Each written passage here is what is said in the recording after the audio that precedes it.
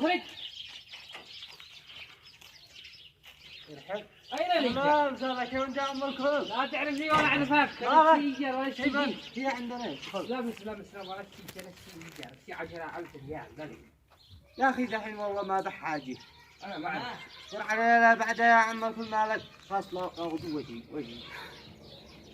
أنا عاد أعذرك لا غدوة، لكن لو يجي غدوة مش موجودة أنا أعذرك على طول. أنا ما أعرف. ما يوقع الله خير إن شاء الله. اصبر علي يا عم الظروف كذا التاريخ بقع الكل. اصبر علي يا عم الكل. خلاص يلا. نعم. يا عم عبد الله. يا عم عبد الله.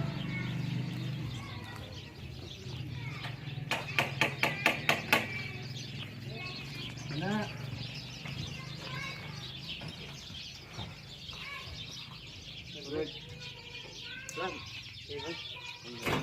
ايوه تفضل.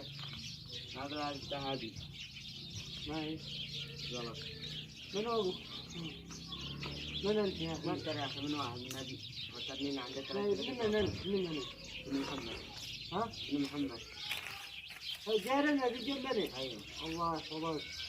والله انك فعلت خير من الدنيا عاد ندور حق الايجار خليها الله.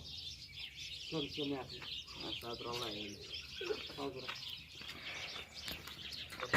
حرام اليوم لو ما يجي الإيجار لا يوقع طاع ما اليوم هذا. أنا صبرت له اليوم الأول لكن باين على مش حق ترى. أجا هذا يا عبد الله.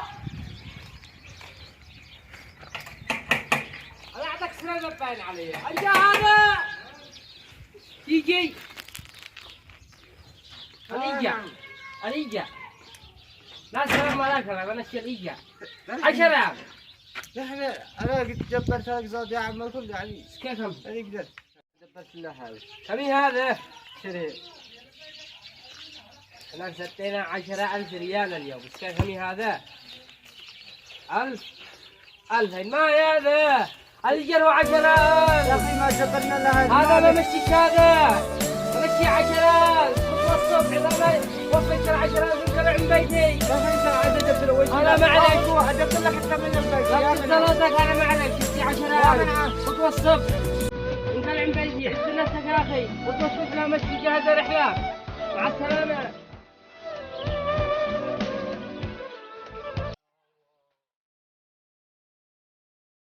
كيف فعلت روحي يا الله.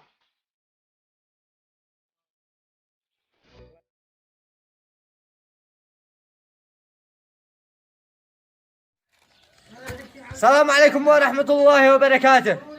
رسالة إلى المأجر والمستأجر. المأجر الذي بيزوبع ويهنجب على المأجر ويقوم يقول له زلدي لا يوم الثاني ماشي اخرج ماشي بابا.